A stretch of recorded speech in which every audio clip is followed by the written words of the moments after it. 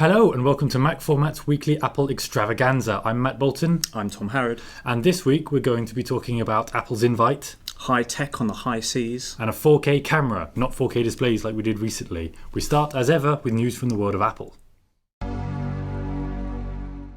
So the big news from Apple this week is not really news, it's the promise of more news sometime later down the road is the invite for the event that Apple is going to be holding on the 9th of September. Which is next Tuesday?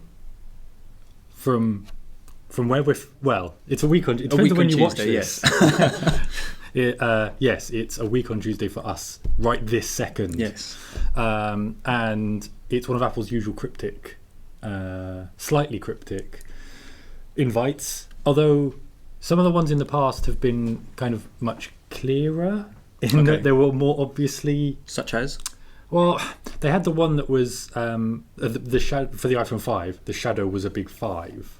Ooh, that was kind of obvious. That was an easy one.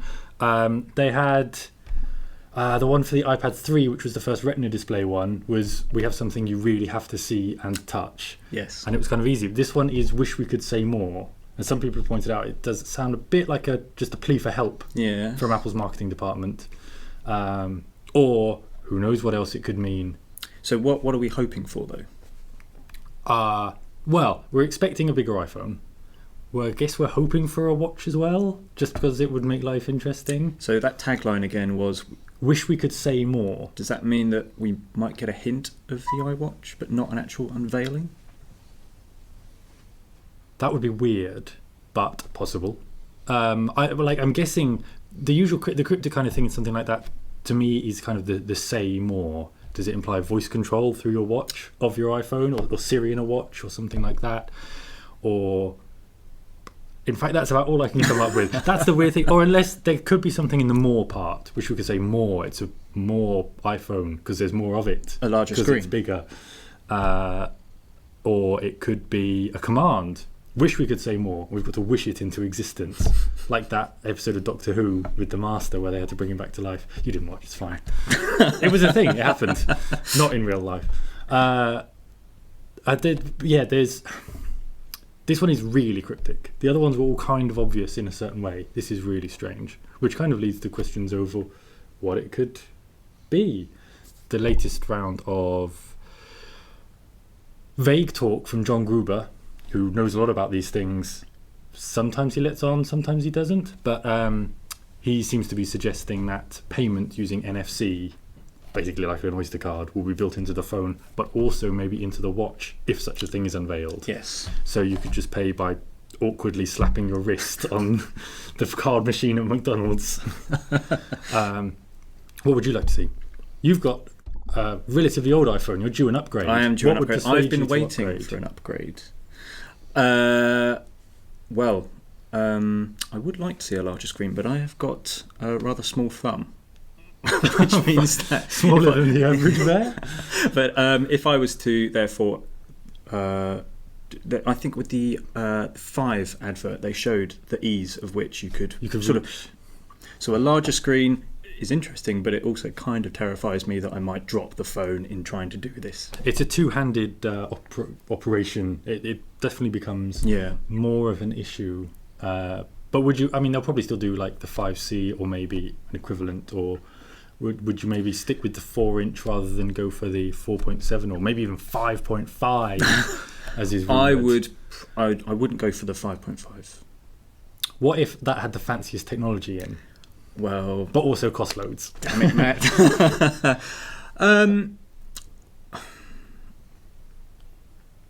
I still think I'd rather have a slightly smaller phone, simply for what it feels like in my pocket.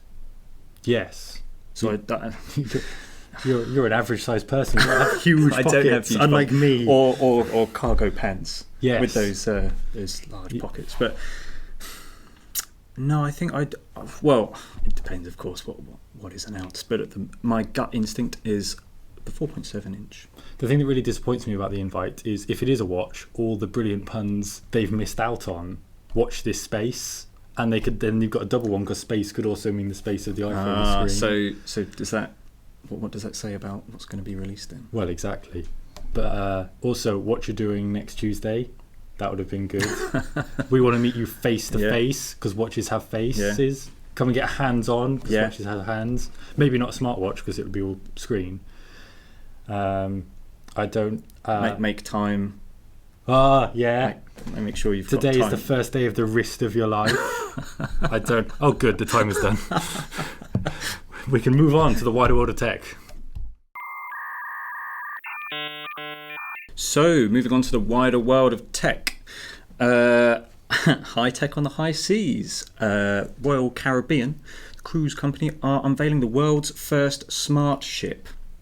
Were we on dumb ships before? Presumably. just sailing wherever. Who knows where we'll end up? Well, I think the smart aspect of these ships revolve around wristbands. Like wearable tech, smart you might say. Yes. A bit of a theme. Which they're referring to as radio frequency ID bracelets. Oh yeah, RFID is again sort of like what they use in Oyster cards, sort of like NFC tech. Yeah, in the past on a cruise ship, not that I would know, but what I've heard. Of course, to get into and out of your room, you'd use a key card. Also, at least they have those on the cross-channel ferries that I've been on, which you're more familiar with. Yes. Also, the glamorous one. Yes. Is that a smart? Well, you'd hope it's a smart ferry. It's like we got there. Yeah. Smart enough. But you can also book reservations for dining and also activities with the wristband. With the wristband, yes. So I can just sort of wander up to the restaurant and be like, yes. But here's the thing that you'd really like, and I don't know if we can get a shot of this. Robotic bartenders. Well, yes, obviously that's Can wonderful. We see this here? And you order via tablet. I like that it just looks like a car factory. I order via tablet, and then what do I need my wristband for then? Well, the wristband. Hang on, where are we? Wow, this is complex. Yes, a wow band. It's called a wow band. Yes, a wow band. Basically, it hooks up to a high-speed internet. That's via geosynchronous orbit satellites. What? So they have internet on the there's going to be high-speed internet on the cruise ship, which means you'll be able to stay in contact when you're away. Yeah. Use Skype and interactive games you might not have been able to previously do. Interactive World of Warcraft on my Royal Caribbean cruise. Well, good use of time. Some people might say, well, I go on a cruise to get away from those things, but you might be expecting an important call or a conference meeting or even an interview. Maybe I've booked a business jolly on my Caribbean cruise ship. There you go. Yes. So I guess maybe can I put my tab, or can the wristband be a tab? So I'm at the robotic bar with my wrist tag, and I order on the tablet, and then I tap the wrist, and it puts it on my room. Do you think that? Yes. Also, the tag monitors your. There's an app that you can get as well that. This is getting ridiculous. That monitors your luggage, so when you check in, it can tell where your luggage is. That's cool. So when it hasn't been forgotten. Yes, and you can tell because that would be super annoying. Yes, so you can find the location of your luggage if, for example, it doesn't arrive in your room, and that's kind of where you've got your swing shorts and briefs. Where is it? On the sea, 100 miles back. Yes. We know exactly where it is. Brilliant. That sounds pretty cool. The key thing for me is the robotic bartenders. Yes, I thought you'd be excited. If anyone from the Royal Caribbean wants us to test these robotic bartenders, I can quote: they make killer mojitos. That now sounds like the plot of like the tagline from a Terminator spin-off about the robotic bartenders. Skynet on the seas, on the high seas. Yes, that is like robotic bartender killer 5 who makes killer mojitos or something. So obviously, this all kicks off, I think, in October. Launches in October. Launches October, yes. Its maiden voyage is going to Southampton and then onwards to New York, arriving in the 10th of November, I think. This sounds like some sort of new Titanic thing. The world's first smart ship. I didn't want to say Southampton to New York, but but yeah, it's one of those things where this is the smartest ship ever made. How far did it make it? 80 miles. It's on the bottom of the Atlantic. Is the Atlantic? Yeah, it's the Atlantic. Yeah. So just in context, you've recently been on a ferry across the English Channel. Yes. How many of those sort of features can you currently use on said mode They of transport? had really basic internet, really slow. Yeah. But So that's something you'd like to see improved. that would be lovely, yes. Also, internet in the rooms, because they only had it in the communal areas. Yes. They had human bartenders, so that's an obvious... Boring. Who uses human bartenders anymore? Exactly. Not Royal Caribbean. Yeah. TM. And, I mean, they didn't... Well, they have cinemas on the... Oh, I forgot. They've got virtual balconies that they've set up around the... they've sort of got 3G sort of... a green screen sort of setup. Well, it's not green screen, but it makes you feel as though you're on the balcony while you're in the middle of the boat. Why wouldn't you... Okay. You know, Okay. That's smart. Yes, that is really smart. That is one of the smartest things I have ever heard. I suppose it's good if you struggle with being on boats, but maybe this isn't the holiday for you if that's what you... You might have won it in a prize. Maybe, and not decided to sell it or whatever. Let's look at some kit, for the love of God.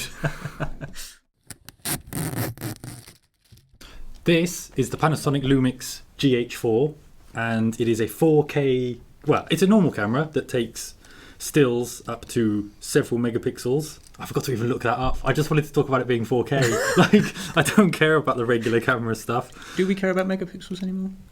Well, that's a good point. They say with a nice big sensor, anything over kind of 10, 12 is... I'm not going to say futile, because there's always usefulness of being able to crop into a huge megapixel image. But really, no, you're not getting benefit. I think you can print...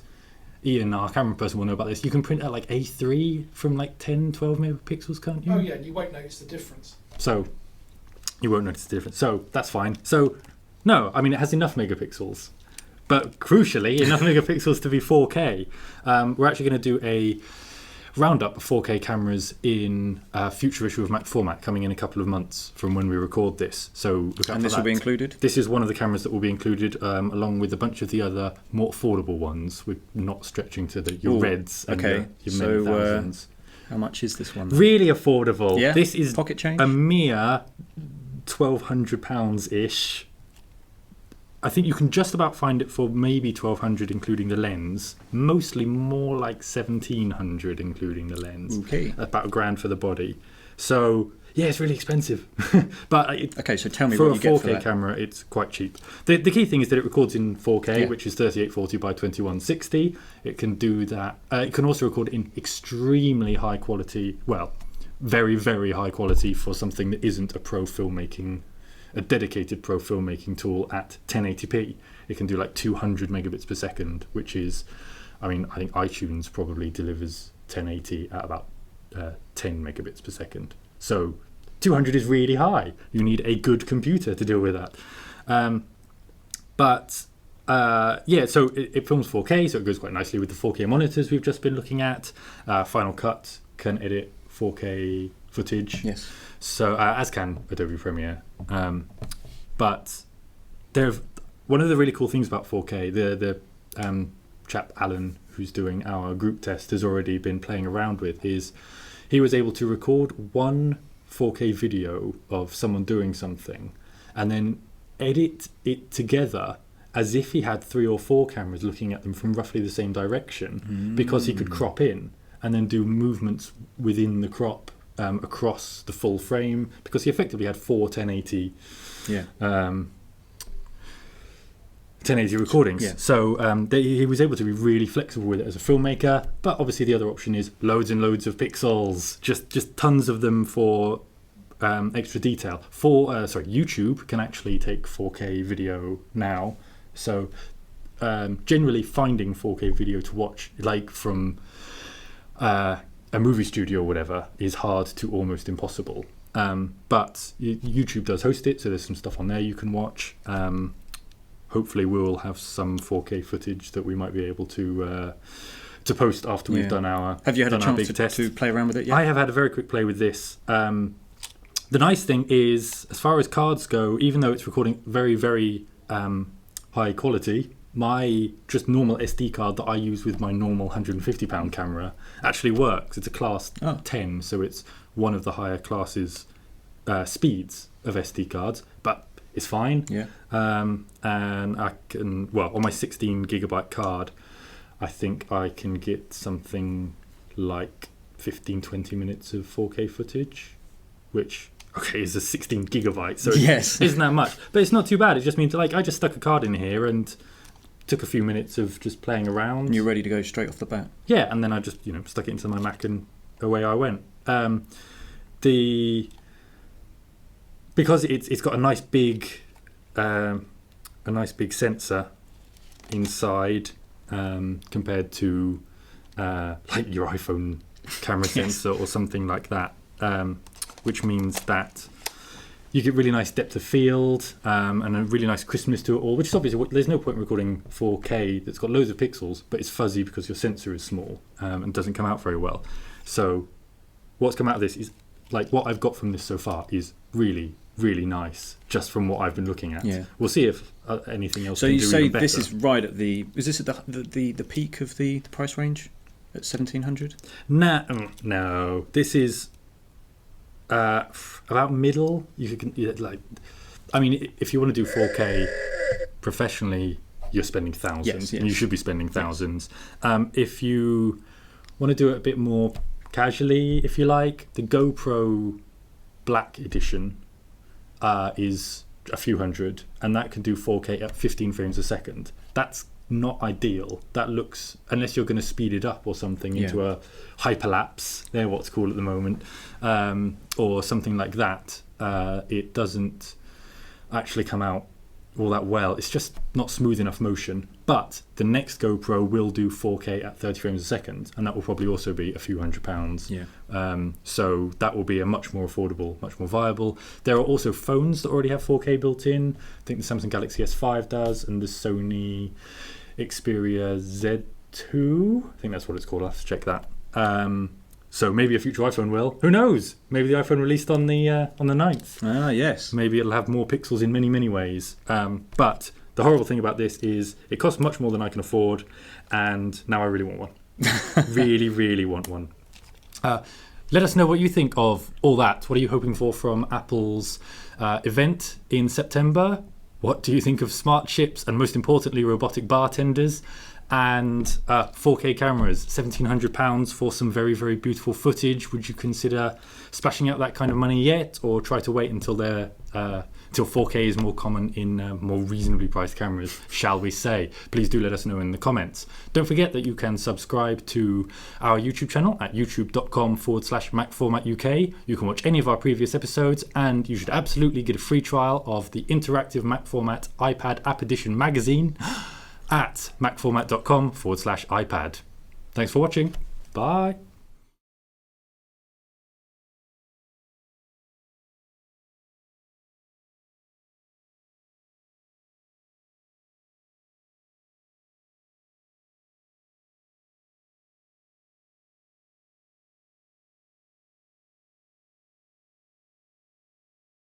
They have those wristband things at Disneyland.